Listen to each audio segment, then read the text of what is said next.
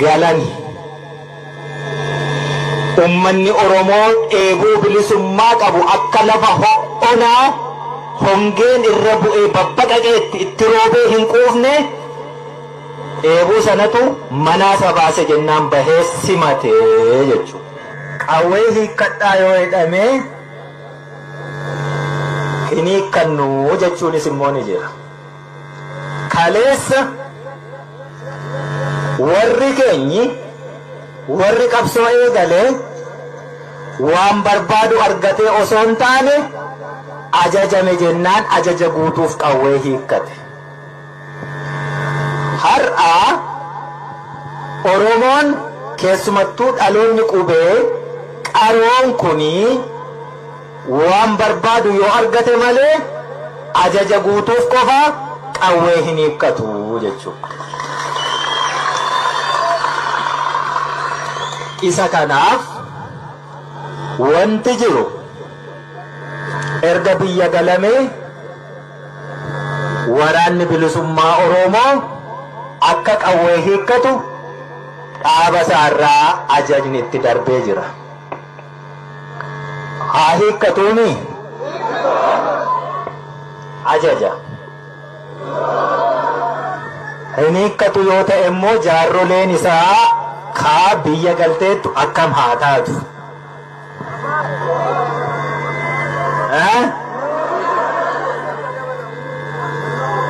Asirratti burjaaja'insa dhalatu oolchuuf jechanii siyyaamee jechuudha.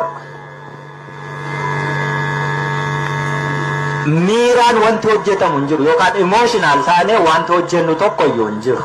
Haqa jiru walitti hinneetu yookaan waliin umuu yookaan immoo waliin dhaabbannee qabsootti fufuu.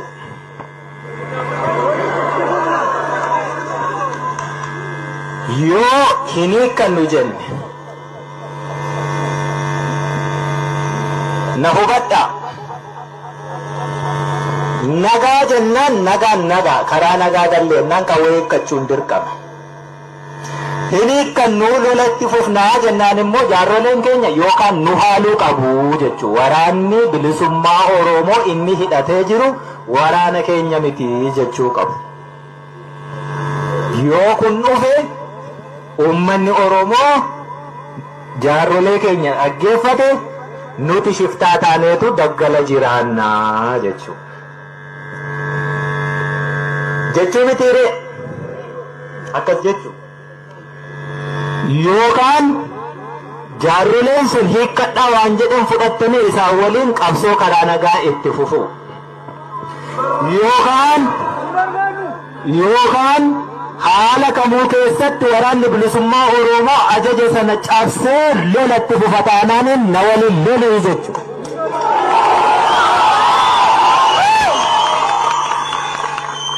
Ni lolta yoo ta'e si lolchiisa rakkoon hin jiru.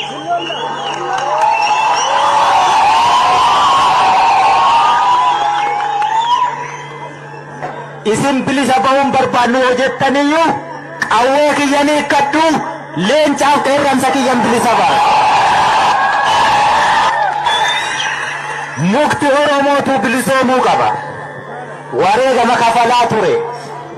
Gudeelcha meeqa qirrinneetiniini diina danqaa ture. Isan bilisoomsa yoo ati bilisummaan feetu ta'e.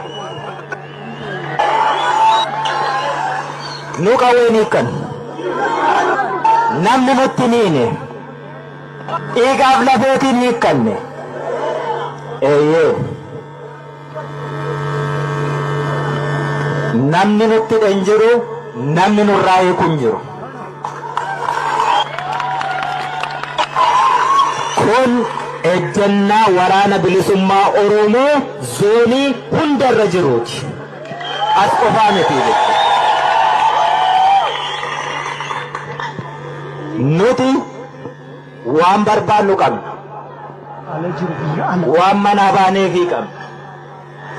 Qawwee kan nutti dhe Oromoo ilmaan isaa hagabsee kiisii isaa qullaa godhee gumbii isaa onsee deegee dafqa illee keessaa xuruursee qawweenan keessan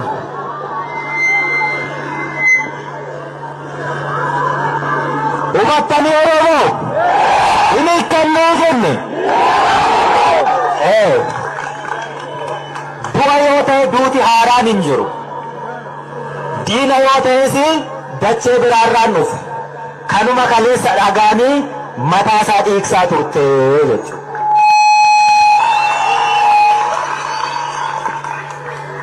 Kanaafuu yeroo naasaa kiyya jalqabe komiin sinirraa qabateera quba qabduumi xiqqoo waa sinii ibsuun barbaadeetiniin haasaa biraatti goree sarara yookaan kallattii haasaa kiyyaa hin daganne komiin an sinirraa qabu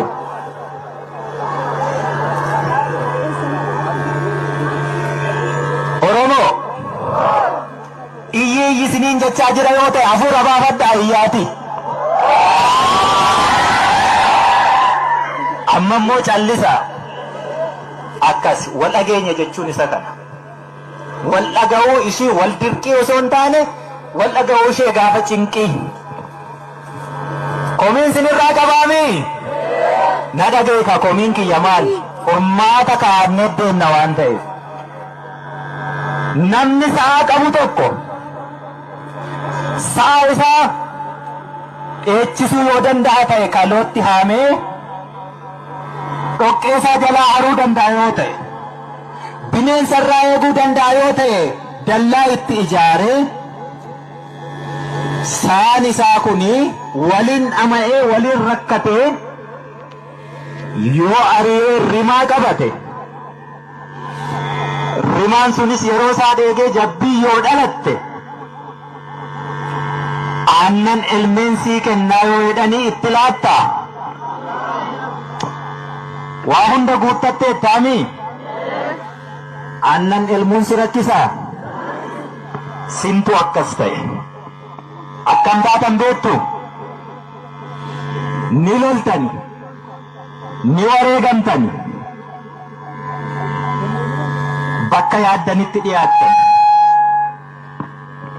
bu'aa qabsoo firii wareegama keessanii waraabessi akkasinii tiksuutti kennattanii jechuudha.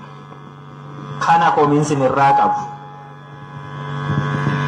Moo ka abbootii keenya sammuu keessatti biqilee daraaree hafe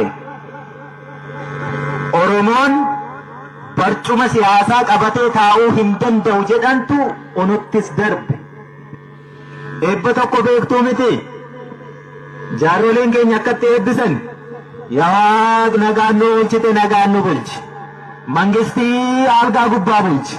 Nummoo argaa jala nu bulchi. Akkas hin taaneere loltan injifattan barcuma siyaasaa isa algaa jedhan qabachuu sodaattan ittiin rooftan. Abbaan barbaade harka keessanii ibidda qabate bakka barbaadu ga'e.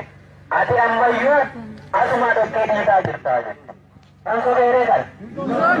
Kana reekomiin kiyya. Namatti laattallee jirru isa kaleessa nu dhiigse, isa kaleessa nu deesse, isa kaleessa nu hidhe, isa kaleessa nu ajjeese. Hin ittisneefi, hin sirbineefi, akka waaqaatti hin faarfanne, bilisa na baaseera hin jenne. Ergasii duuti dhaabbateera. Gaafa mootummaa Tigireeti wayyaanee jettee dhagaatti darbattu ilmi dhiiraa si biraa wareegame haati dhiiraa reeffa isaarra teesse. Gaafa ati nama kiyyaa na bilisoomseera jettee dhiichistuu fi ilma dhiiraa qofaa miti haati dhiiraa ulfi ni ajjeefamte osoo ciniinsifattu waan barbaadde argatteettaare. Kanaafiyyuu kashlabbootatu daandiirraa dhagaa darbataa jira warri siin jedhe dhuguma siin jedhee. Hojiin kee dhagaama darbachuu malee bu'aa injifannoo kee firii qabsoo kee tikfachuu nyaachuu hin dandeessu yoo ta'e akkuma siin jedhan kashlabbee taateettaa jechuudha. Komiin kiyya kana.